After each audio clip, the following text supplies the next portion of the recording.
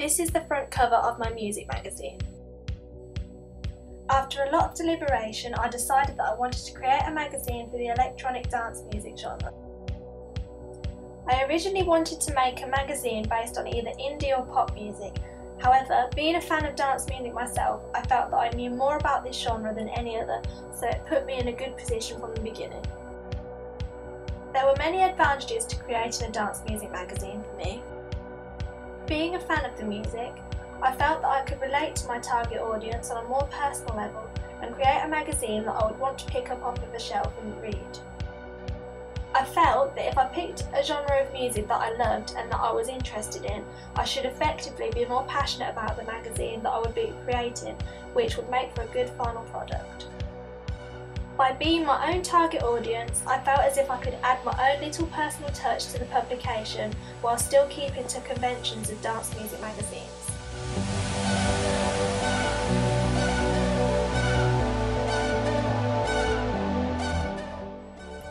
The image that you see here is of my final draft of my music magazine cover.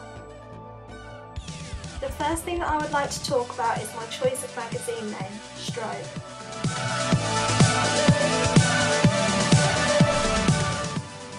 I chose the name Strobe for my publication as it is a very well recognised aspect of electronic dance music and the rave culture. I felt as though it was a catchy name which the target audience would easily remember. The way that I chose to display the name and the slogan on the cover was actually supposed to echo the random lined movements that strobe lights are known to make. Whether this is the way that it comes across or not, I don't really know. This design choice also appears on the cover, where I have designed the cell line, skyline and the menu bar in a similar fashion. I also think that by having a line structure on the front cover, it enables you to create a cluttered and packed design, but it would still look neat and tidy.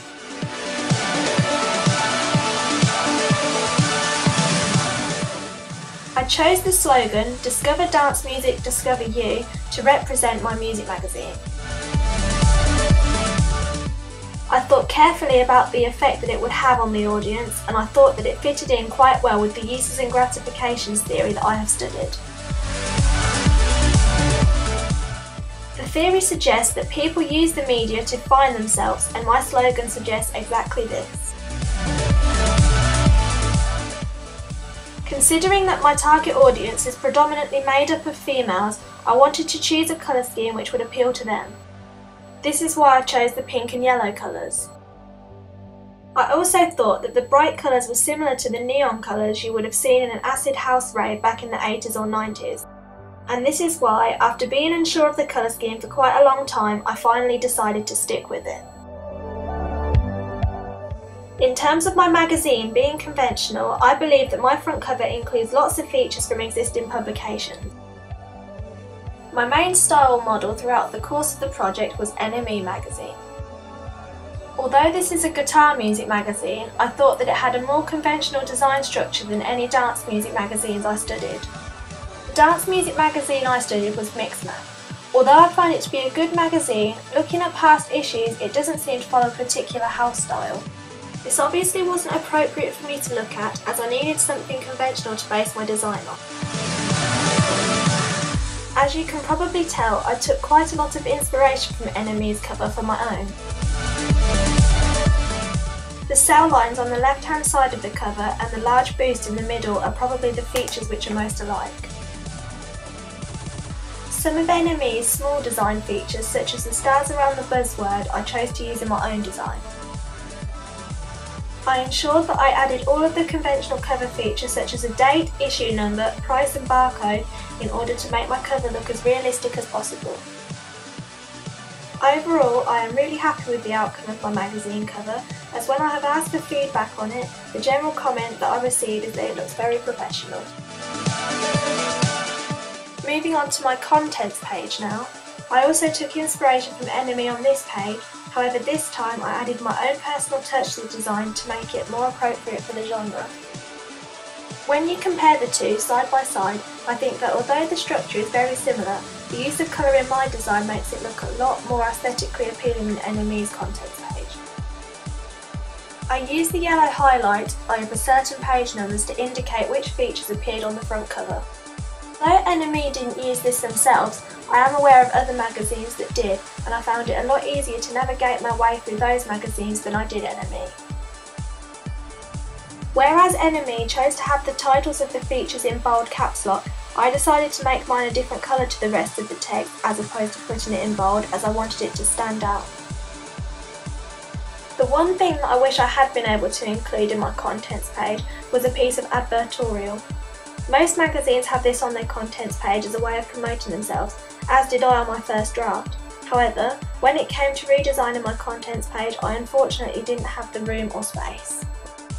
Finally, there's my double page spread. Out of all of the pages that I created, I am probably most pleased with this one. It was really important for me that I created a professional looking spread, and I think that the main image that I chose for mine really contributed to this. I decided to use the same colour scheme that I had used throughout the rest of the magazine on the double page spread, as I wanted to keep a constant theme. The spread that I took my inspiration from was this one from NME magazine. Despite not being a fan of the band the article was on, when I saw this spread I instantly loved it. I just loved the bright and explosive nature of the piece, and it made me want to read it. And this is why I decided to base my own spread on this one. The first decision I made was to have the main image of the spread entirely dominating one side of it and the main body text on the adjacent page. This was similar to the layout of the NME spread I chose to be my style model. Although it is a common convention to use a drop capital at the beginning of a double page spread article, considering I was doing a question and answer piece, I decided to go against this convention.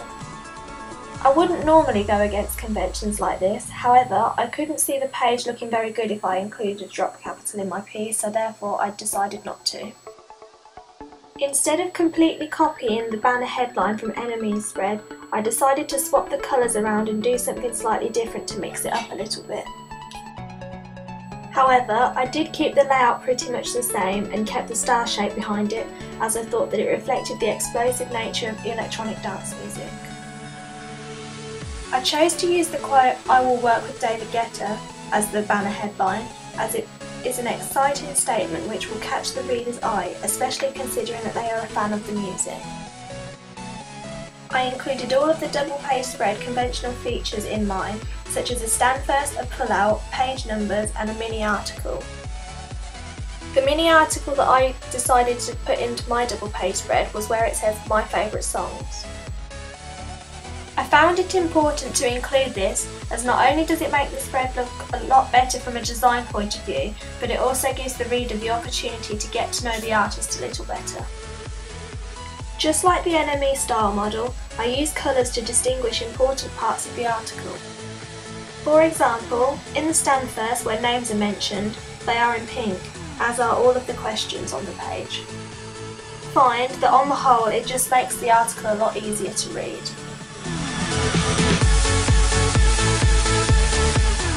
One conventional feature I ensured that I included on the double page spread was the description of the main image. I think that it's a really useful thing to have, as it just makes the article a lot easier to understand. As the specification requires that the article contains a lot of field-specific lexis, I made sure that the question and answer piece included a lot of it. This mainly meant that a lot of festivals, artists and musical terminology were mentioned. Even when it came down to tiny little details, I made sure that a lot of conventions were stuck to. This included having the credits down the left-hand side of the page in subcapital lettering. The only thing I really have left to say is that although my magazine may be unconventional in some cases, the majority of the magazine is professional, and I feel as if I have stuck to conventions correctly.